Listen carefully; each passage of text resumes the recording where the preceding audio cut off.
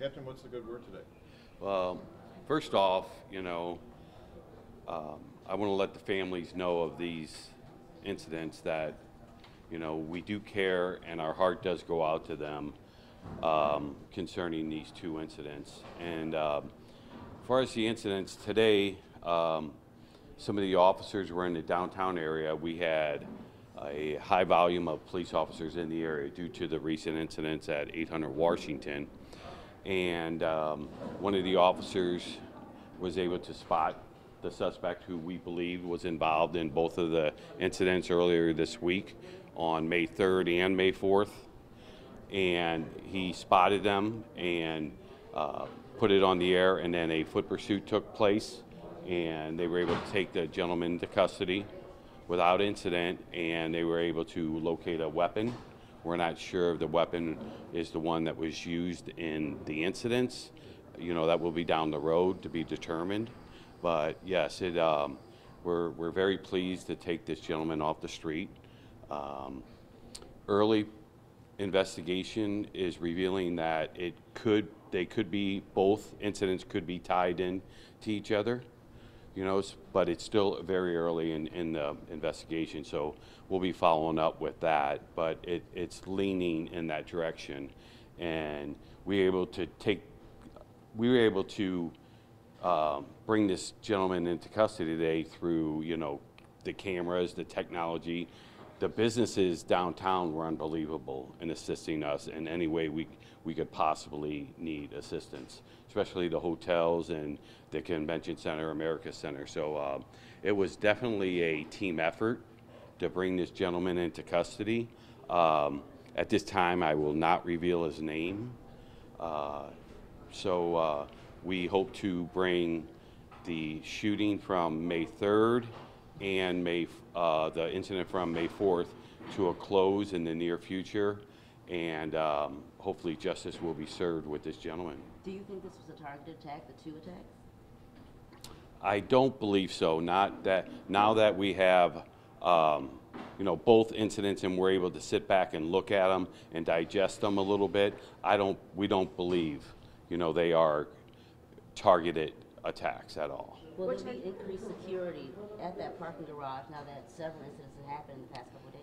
Yes, we've been in touch with the management group who manages the parking lot, and they had hired additional security after the first incident. So yes, it's going to be ongoing. What charges does he face? At this time, he faces for assault first from the May 4th incident. Like I said, we're just really early in the other investigation, so I cannot say what charges he's going to face on that. So there was a deadly shooting at that garage on Wednesday, a double shooting last night, and today this same guy was trying to rob a couple, we understand? Well, he returned to that area, and we got a call for a flourishing down there.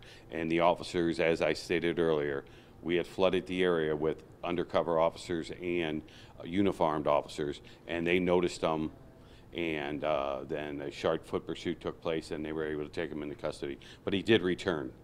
Yeah, but before that, didn't he try to rob a couple this morning? Tried to rob a couple? Not that I am aware of at this time. So he's only being tied to these two shooting incidents right now? Correct. So if they're not targeted, how are they connected? Is it just because you believe that he did them both?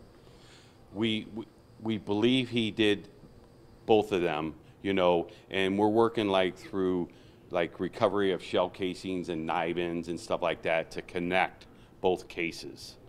Do you have surveillance video that shows the same face connected to the two shootings? We do have some surveillance video of the same gentleman in the area.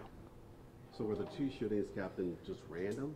This guy was not trying to target Latasha Stewart because of her son's previous homicide 3 years ago? At this time, we have no reason to believe that, no. Was he known to police? He has a criminal record, and I'm just going to leave it at that, yes. As he was running, didn't he throw his gun on the ground? He actually threw it on a roof of a building, and someone assisted us with a ladder, and an officer went up and located the weapon. Motive? We're not quite sure at this time, you know, of his actual motive on both of the incidents. We're not quite sure at this time. Did this one man act alone? As far as we know, yes, he did. Has the Marriott spoken to you at all? She was an employee there. Have they said anything to you about what's going to happen moving forward? Well, obviously, we've been in touch with the Marriott and their security and their team. And as I said, they beefed up security, and we will have security, you know, additional, you know, this weekend and every weekend moving forward down in downtown and downtown west. We're going to be starting our cruising detail, so that allows us to have additional security, not only at the Marriott, but throughout downtown and downtown west. As of this week, we were dealing with 49 homicides. What is St. Louis Police doing to address these ongoing killings? Well, I know in District 4, we're doing, you know, a lot of like targeting of certain individuals, not neighborhoods, because, you know, the whole neighborhood is not creating the issue. It's just a few targeted individuals. That's what we're doing in District 4. We're starting to target individuals that we know have a criminal history, possible some warrants or wanteds, and we are targeting those type of individuals in District 4.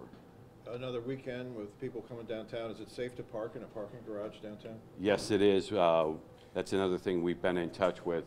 Pretty much all the parking garages downtown, the hotels that have garages and stuff, and they're on heightened security also. Even though, you know, we believe we took the correct subject into custody today, we're still asking them to, you know, have additional security downtown. Do you all know how this man got inside this garage? Was he on foot? Did he take the stairs? What times? It's, like I said, it's very early in the investigation, and I don't think I'm in the right place to offer all that information up right now. Thank you, everyone. Thank you.